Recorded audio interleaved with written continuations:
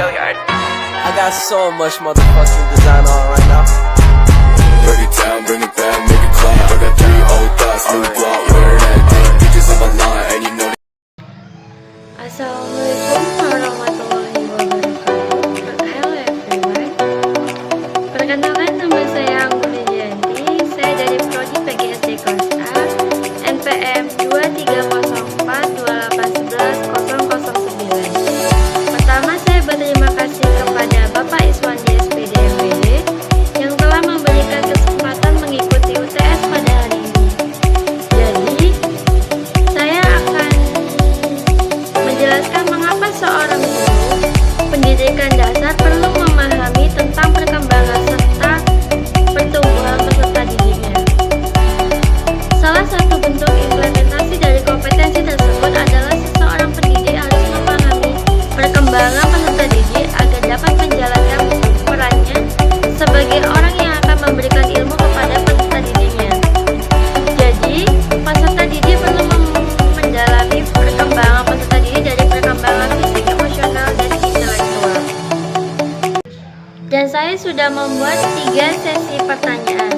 Pertanyaan pertama, dalam pertumbuhan remaja, apakah peran tenaga pendidik berpengaruh besar dalam pertumbuhan dan perkembangan psikologis remaja dalam pendidikan?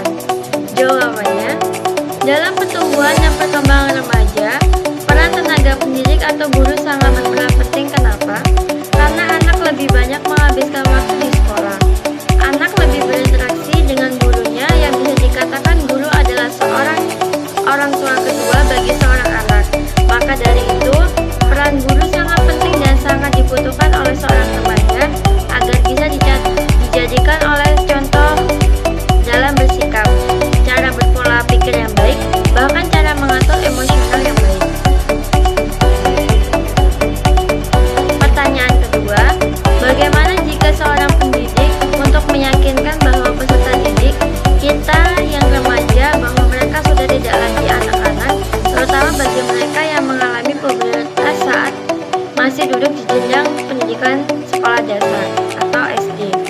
Jawabannya, perubahan fisik pada remaja sebenarnya sudah cukup menyadarkan diri mereka sendiri akan perubahan dari remaja menuju dewasa yang sedang mereka alami.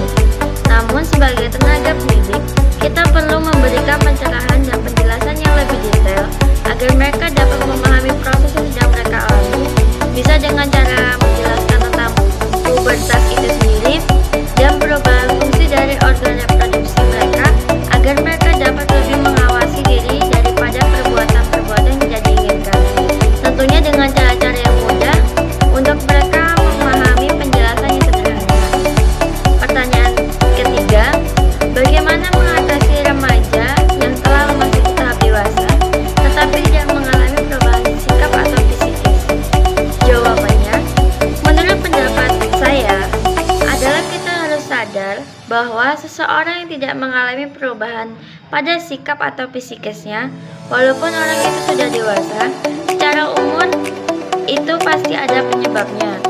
Entah dari lingkungan keluarga yang dimana bisa jadi sangat dimanja oleh orang tuanya, lalu dibela jika salah, atau dari kurangnya pengalaman itu sendiri.